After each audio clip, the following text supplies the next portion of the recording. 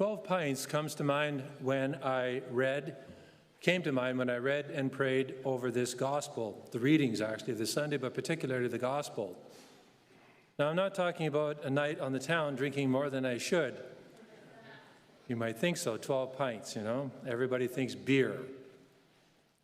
Rather, 12 pints comes to mind as I think of the operative words in this gospel, the gospel of the Sunday of today. So, it's an adverb. Gave, it's a verb.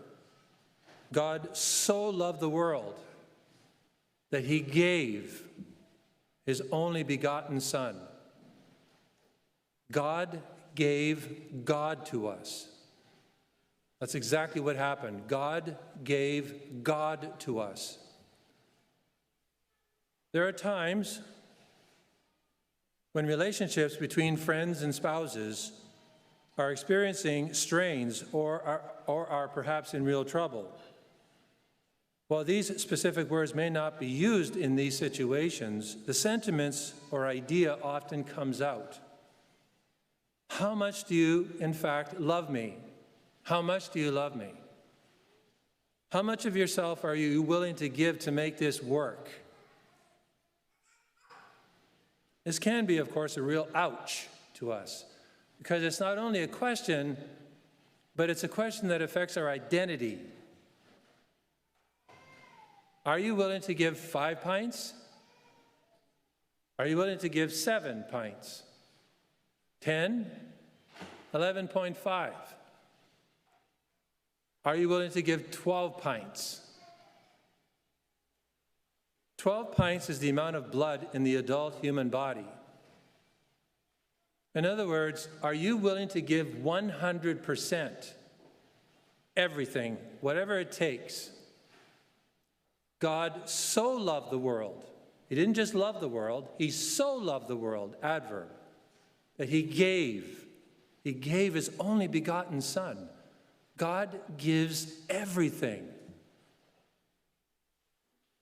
The divorce rate in our society, generally speaking, amongst churchgoers is telling.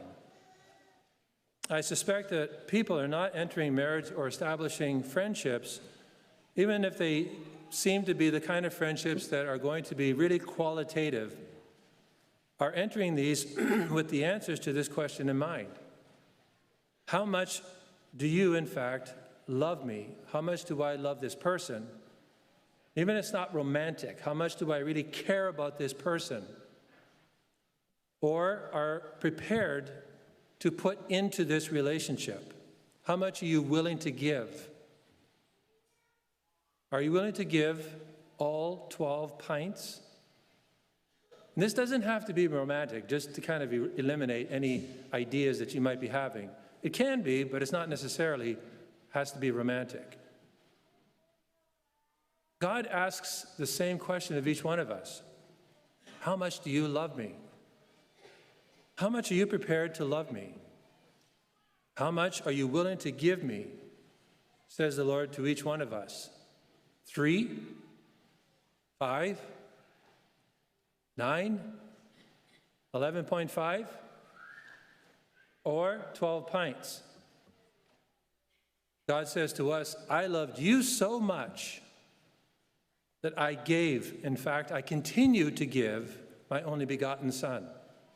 It's not just a gave in the past, but it's a giving of my only begotten Son. I gave everything that was most precious to me. He gave all 12 pints on the cross. My Son gave all 12 pints on the cross. He poured out all of his precious blood. 1 ounce, 1 drop, that is not even as big as my little fingernail, 1 drop would have been enough for the salvation of the entire world. He gave 12 pints. And he continues to give everything of himself in the mystery of the Holy Eucharist. His body, his blood, all 12 pints of now his divinized, resurrected blood in the Holy Eucharist. How much are you willing to give? In last week's sermon, I recounted the question of the young man who went to Jesus and he said, Master, what must I do to get to heaven? The most important question we'll ever ask God. How do I get to heaven? Without getting to heaven, everything else is an utter failure. And he gets an answer. But then he continues, what more must I do? I'm keeping the commandments. Jesus gives him an answer. But he finds out, because of the answer Jesus gave him, it's not the answer he would give somebody else. Because remember, the man who Jesus freed a demoniac, guy wanted to follow him. Jesus said, no, go back to your people and tell them that all the Lord in his mercy has done for you. So I'm sending you back to your people, to your family. And this guy went home and he evangelized the Decapolis, which years later the Christians would go to, and these people already knew about Jesus, because this guy did what Jesus wanted him to do.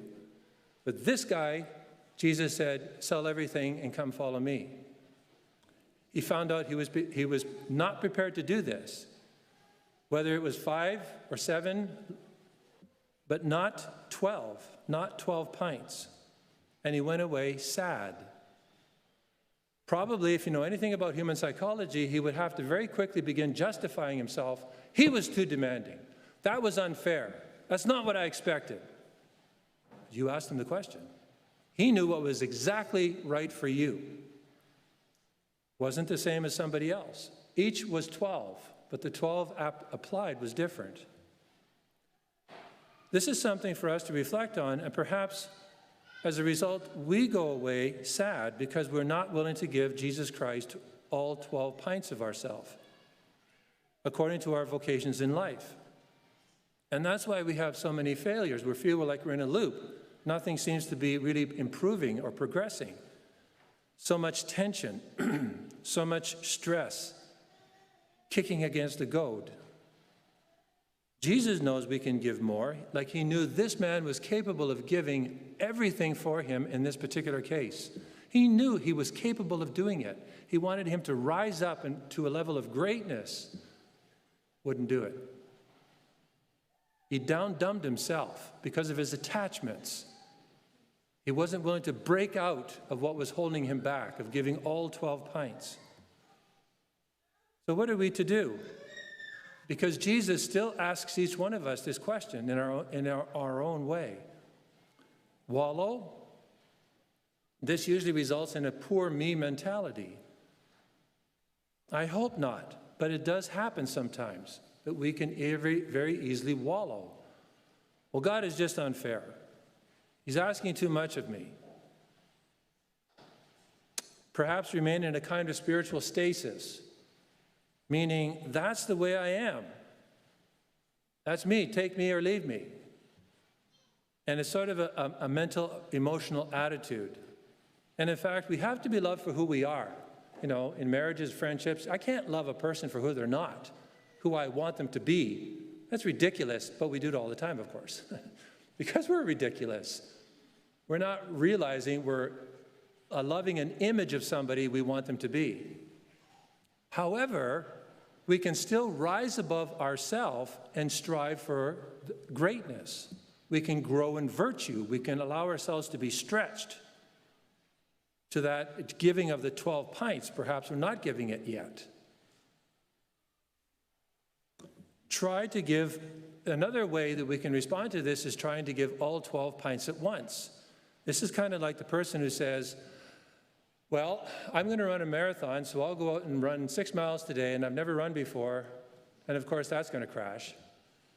Because the person sets themselves up for failure, maybe not out of a bad attitude, but they're not ready. They need to get a coach. They need to do it incrementally. They need to do it in stages. I'm going to pray a holy hour every day. Maybe you're not ready. Start with 10 minutes. Maybe work up to 15. So sometimes we can throw ourselves into it out of a sort of an uninformed enthusiasm and then burn out and say, well, I can't do it anyways. That happens every January with New Year's resolutions right in the gym. If people are not realistic about what they want out of the gym. If we really want to give all 12 pints, all of ourselves in imitation of Jesus, then I offer these suggestions.